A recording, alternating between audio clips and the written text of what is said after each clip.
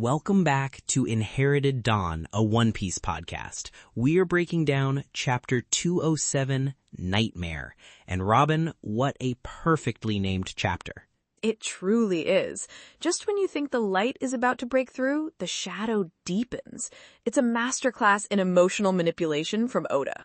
He builds you up to the highest possible point just to show you how much further down you can fall. I mean, we get the single greatest, most triumphant moment for Vivi. She pulls it off. She stops the bomb with a second to spare. You're screaming at the page. You're pumping your fist in the air. You're shouting, "She did it!" And then Crocodile just laughs. He just laughs from a distance, a little chuckle that echoes across the entire country. Because a plan, Franky, is something that covers all possible scenarios. That line is going to haunt my dreams. It's so cold, so clinical. It's the kind of meticulous cruelty that defines a warlord. It's not about being the strongest guy in the room. It's about making sure the room itself is rigged in your favor from the start. If you want to see just how deep Crocodile's plans go and how high the Straw Hats have to climb to beat them, follow our story. A new chapter of our journey drops every week. Let's begin at the end of the last fight. Luffy has fallen. Yeah, and this is bad. This isn't him getting knocked down and getting back up like against Don Krieg or Arlong. He's collapsed. He's done. The poison from Crocodile's hook is running through him and he is just out of gas. This isn't a temporary setback. This feels like a final defeat. The look on his face isn't fury, it's exhaustion. The well is dry. Crocodile stands over him, completely untouched. There's not a speck of dust on his coat. He hasn't even broken a sweat. The visual storytelling here is potent. Luffy is half buried in the sand, representing the death of his dream in this desert, while Crocodile stands tall, a monument to his own success. It's not even a gloat. It's colder than that. He's not celebrating. He's delivering a lecture, a eulogy. He tells Luffy that if he can't even get past him, then everything, Whiskey Peak, Little Garden, Drum Island, this entire insane journey was all for nothing. He's invalidating the entire adventure we've been on. He calls him a small-time pirate. He belittles the very idea that someone like Luffy could accomplish anything on the Grand Line. It's a targeted attack, Franky. He knows exactly what makes someone like Luffy tick. Their dream. He's not just trying to kill the man, he's trying to kill the ambition inside him. It's just so dismissive. That's what makes it so brutal. Crocodile isn't even angry. He's just looking at Luffy like he's a bug. He's trying to crush his spirit, not just his body. He's trying to make Luffy believe his dream is worthless.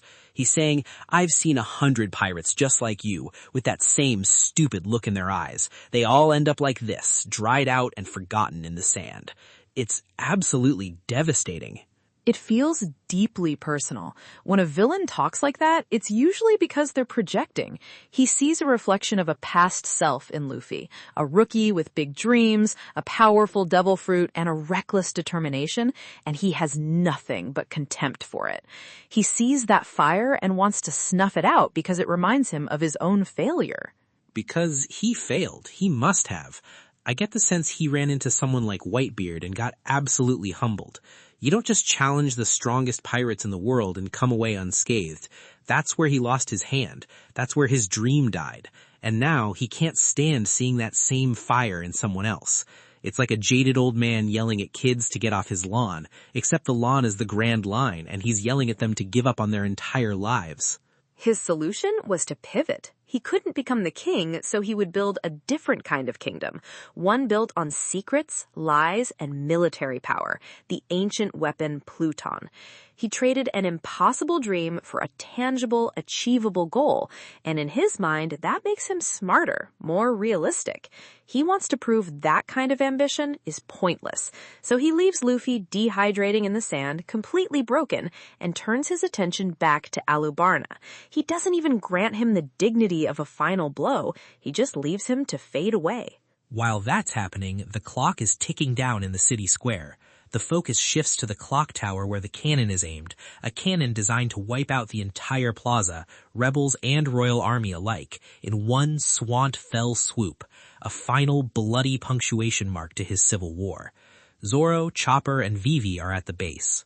And Zoro just tells them the plan. He's going to launch them.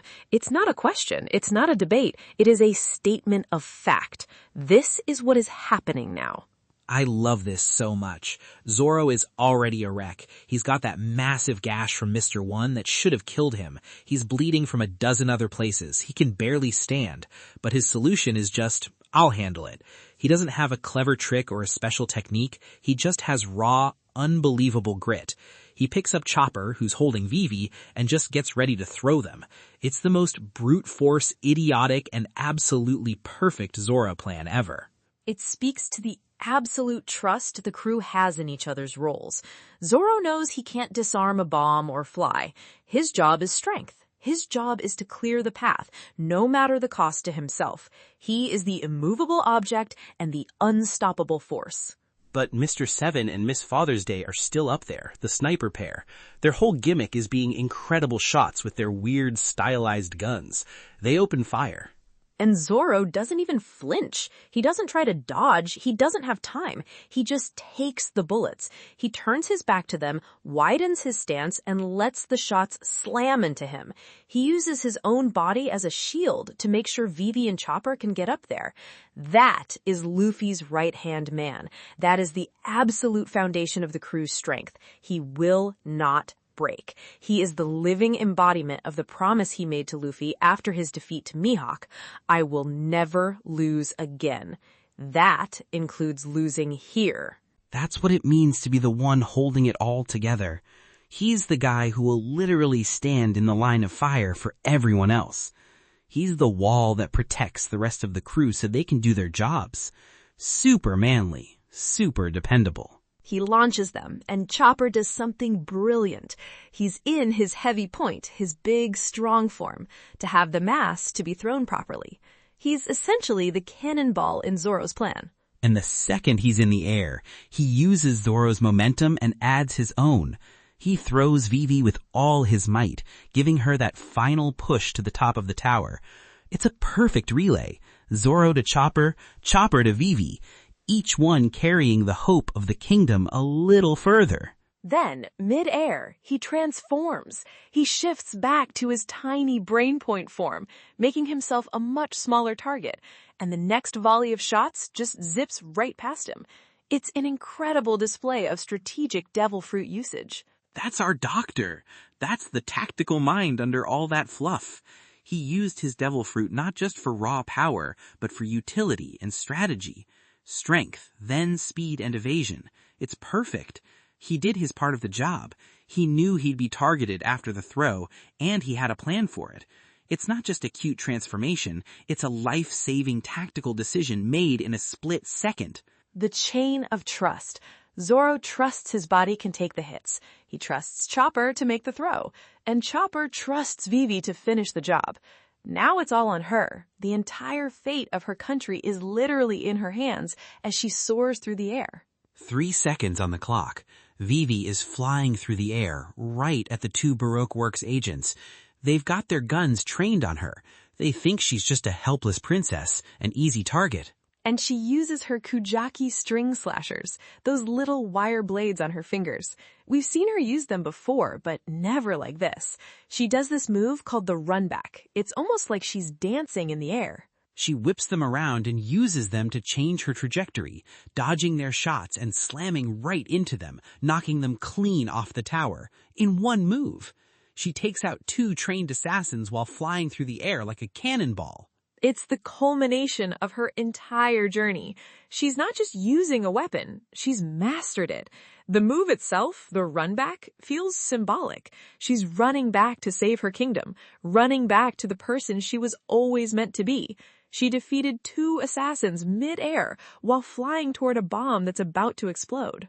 That's not the girl we met at Whiskey Peak, the one who was hiding and needed protecting. That's not a princess who needs rescuing. She took everything she learned from the Straw Hats, that courage, that willingness to fight, that sheer, stubborn refusal to give up, and she just became one of them in that moment. It's the payoff for her entire journey with the crew. She is a Straw Hat, through and through. 1 second left. The camera pushes in on her face, desperate. Her eyes are wide with focus and terror. She swings her peacock slashers. And the screen goes quiet. Everything just stops. She cuts the fuse. She did it. She actually did it. You can almost hear the collective sigh of relief from everyone reading. But before we get the confirmation, Oda cuts away. He doesn't let us have the victory. Not yet. We get a flashback. Oh man, this was so good. And the timing is just cruel perfection. He builds the tension to an unbearable peak and then just yanks us into the past. We see little Vivi playing with the neighborhood kids. She's sneaking out of the palace to go hang out with them, getting her clothes all dirty. A royal guard asks Chaka to do something about it, to bring her back. He's concerned about decorum, about her royal duties. But Pell just smiles. He tells Vivi to go have fun. He knows where she's going. He understands that her connection to the people is more important than any royal etiquette. To her secret base. And where's her secret base? The clock tower. The very same one. It's always been her special place. The place where she could look out over her entire kingdom, not as a ruler, but as one of its people. It's the heart of the city, and it was the heart of her childhood. Chaka finds Pell later and asks where she is. Pell says it's a secret, but Chaka already knows. He looks up at the tower and just says the weather's nice. There's a quiet understanding between them. Even back then, Chaka was the dutiful guard, the protector of the institution of the monarchy. Pell was the one who understood her heart. He was the protector of the spirit of the monarchy. He knew her connection to the people, to the city itself, was what would make her a great queen. He encouraged it. This flashback isn't just a sweet memory. It's recontextualizing the entire scene. She's not just saving a landmark. She's saving her childhood. She's saving the very place that represents her love for her people. The flashback ends, bringing us back to the present. The silence is broken. Usopp from somewhere down below is yelling, asking if they made it. The rebels and the royal army are still clashing, lost in the chaos, completely unaware that their lives were just hanging by a thread. And then we see it. The panel we've been waiting for. The fuse is severed. It's smoking, but it's out. Vivi did it. She saved everyone. You see her standing there, exhausted, triumphant. She saved her home. For about 5 seconds. Bro, my heart just dropped out of my chest. I remember reading this for the first time and the feeling was just physical. It was like getting punched in the gut. Because even though the fuse is out, you can still hear something. A sound effect on the page. Tick, tick, tick. It's still going. And we cut back to Crocodile, standing over King Cobra in the palace. He hasn't moved. He's been standing there this whole time, just waiting. And he's just smiling. That smug, horrible, confident smile. He tells Cobra that a plan is something that covers all possible scenarios. Just in case some do-gooders manage to stop the cannon, he also put the bomb on a timer. A backup. The fuse was a distraction, a secondary trigger. The cannon firing was just the more spectacular option. The bomb was always going to go off. The difference was just a few seconds. He built their hope into his plan. He knew someone might try to be a hero. The fuse was bait for heroes. It's diabolical. He didn't just have a plan B. The success of plan A was completely irrelevant to the final outcome. Whether they stopped the cannon or not, the city square was doomed. He created a scenario where the heroes could achieve their ultimate victory, and it would still mean absolutely nothing. And the final moment is Vivi at the top of the tower, her face just filled with horror as she realizes it too. She looks down at the bomb and confirms it. The timer is real. She has to relay that information to her friends below. She has to tell them that their impossible victory meant nothing, that all their sacrifice, Zoro taking those bullets, Chopper's quick thinking, her moment of triumph, it was all for nothing. The emotional whiplash is just... it's one of the most brutal things Oda has ever done. It's an absolute nightmare. That's the only word for it. It's the classic nightmare scenario. You run and you're not getting anywhere. She flew through the air, defeated assassins, and disarmed a bomb, only to find herself right back where she started, with seconds left on the clock. Oda gives you the highs of highs, the perfect resolution, the peak of the emotional arc, and then tells you it doesn't matter because the villain was just smarter. That's not a power level thing. You can't punch your way out of this. That's just cold, hard, tactical genius. It makes Crocodile feel like an actual threat, an insurmountable wall of intellect, not just strength. He's playing chess while the Straw Hats are playing checkers. This is what it means to challenge a warlord of the sea. It's not a simple fistfight. You're fighting their influence, their resources, their networks, and their mind. And Crocodile's mind is a terrifying place, built on layers of deception and contingency. You really see why he was able to orchestrate a countrywide civil war from the shadows. He thinks of everything. There is no hope spot he won't account for. He doesn't just plan for his enemies' failures, he plans for their successes. He planned for heroes. He planned for someone like Vivi to rise to the occasion, and he built a failsafe for that exact possibility. He weaponized their own hope against them. The brief moment of relief they felt was part of his design. This is the moment Alubarna breaks, when hope is not just lost, but proven to be an illusion. Super devastating, utterly, completely devastating. I need a break just thinking about it. It's an absolute nightmare. That's the only word for it. It's the classic nightmare scenario. You run, and you're not getting anywhere. She flew through the air, defeated assassins, and disarmed a bomb, only to find herself right back where she started with seconds left on the clock. Oda gives you the highs of highs, the perfect resolution, the peak of the emotional arc, and then tells you it doesn't matter because the villain was just smarter. That's not a power level thing. You can't punch your way out of this. That's just cold, hard, tactical genius. It makes Crocodile feel like an actual threat, an insurmountable wall of intellect, not just strength. He's playing chess while the Straw Hats are playing checkers. This is what it means to challenge a warlord of the sea. It's not a simple fistfight. You're fighting their influence, their resources, their networks, and their mind. And Crocodile's mind is a terrifying place, built on layers of deception and contingency. You really see why he was able to orchestrate a countrywide civil war from the shadows. He thinks of everything. There is no hope spot he won't account for. He doesn't just plan for his enemies' failures, he plans for their successes. He planned for heroes. He planned for someone like Vivi to rise to the occasion, and he built a failsafe for that exact possibility. He weaponized their own hope against them. The brief moment of relief they felt was part of his design. This is the moment Alubarna breaks, when hope is not just lost, but proven to be an illusion. Super devastating, utterly, completely devastating. I need a break just thinking about it. It also raises the stakes immeasurably. How do you defeat a man who has a backup plan for his backup plan? How do you outthink someone whose intelligence seems to operate on a completely different level? I don't know, man. I honestly don't know. All I know is Luffy is down for the count, and the rest of the crew just watched their miracle erased. What can they even do? Sanji is off somewhere, Zoro is basically unconscious on his feet.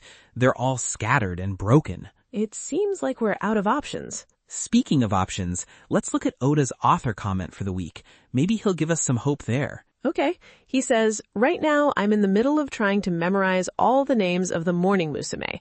If I don't know them, the staff make fun of me. That's hilarious. In the middle of writing one of the most soul-crushing, emotionally draining chapters in the entire series, he's getting peer pressured by his assistants into learning J-pop idol names. I love it. It's such a perfect Oda detail. It's a bit of levity we desperately need after that ending. It's nice to be reminded of the person behind the curtain, especially when he's being so cruel to his characters. It shows that he's not some grim storyteller locked in a dark room. He's just a guy in a studio, having fun with his team. It just proves Oda is one of us. He's just a guy who loves his work and gets made fun of by his friends, and also happens to be a master of emotional devastation, a true Renaissance man. I think that's a fair assessment. All right, that was chapter 207, Nightmare, and wow, just wow.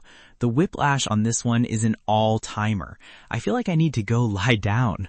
It really is. The highest high to the lowest low in the space of a few pages. A perfect encapsulation of the desperation of this arc.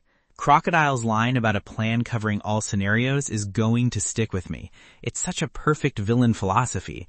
It's not about being evil for evil's sake. It's about a cold, calculating pursuit of a goal where morality and hope are just variables to be manipulated. Let us know in the comments what you think the Straw Hats' backup plan is, because they are definitely going to need one. On that note, shall we make some predictions for Chapter 208? Let's do it. I'll go first. My first thought is, someone has to get to the bomb itself now. Cutting the fuse didn't work, so they have to disarm the mechanism. This isn't a job for a swordsman or a brawler. This feels like a job for Usopp. He's been in the background for a bit, fighting Mr. 2 and then getting beat down. But he's the crew's engineer, the tinkerer, the guy who makes things. He's the only one who might have a chance of figuring out how a complex timer like that works. This is his moment to be a true brave warrior of the sea, not by winning a fight, but by using his unique skills to save thousands of lives. That's a good one. It would be a fitting moment for him. My second prediction centers on that flashback. It focused so heavily on Pell, his love for Vivi, and his connection to that tower. He supposedly sacrificed himself to save Alubarna from a bomb once before, during the initial uprising. It feels too coincidental that we get his flashback right here, right now, as another bomb threatens the capital. I believe we will see Pell again. He's the guardian deity of Alabasta, with a mythical zone fruit. We don't know the full extent of those powers. If he survived the first explosion, he'll be drawn to this one. He's going to be the one to deal with this bomb, perhaps by flying it up into the sky, finishing the sacrifice he attempted earlier. Ooh, I like that. The Falcon's return. That would be an incredible moment. Okay, for my second prediction, Crocodile thinks he's won. He's standing over the king, his plan is minutes from completion, and Luffy is, as far as he knows, dead. He's going to get arrogant. I think he's going to leave Luffy for dead and proceed to the final stage of his plan, finding the poneglyph. He's going to drag Cobra with him, and in his moment of triumph, he'll reveal where the poneglyph is, what it says, what he's looking for, inadvertently giving you, well, our Robin, Miss All Sunday at the time, the exact information she came to Alabasta to find. His victory lap will sow the seeds of his ultimate defeat. A classic villain mistake born from hubris. I can certainly see that happening. My second prediction is about the war itself. Right now, the rebels and the royals are still fighting, oblivious. They're so consumed by their hatred that they can't see the bigger picture. But a ticking time bomb of that size in the center of the capital, it's going to command attention. I think the sound of the timer, or Vivi's desperate shouting from the top of the tower, will cause everyone to stop fighting. Kosa, who is driven by a desire to protect the people, will finally look up, see what's truly happening, and realize he's been played. The bomb that was meant to be the final destructive act of the Civil War will ironically be the one thing that stops it. A moment of horrified, unified silence as both sides realized they were about to be annihilated together.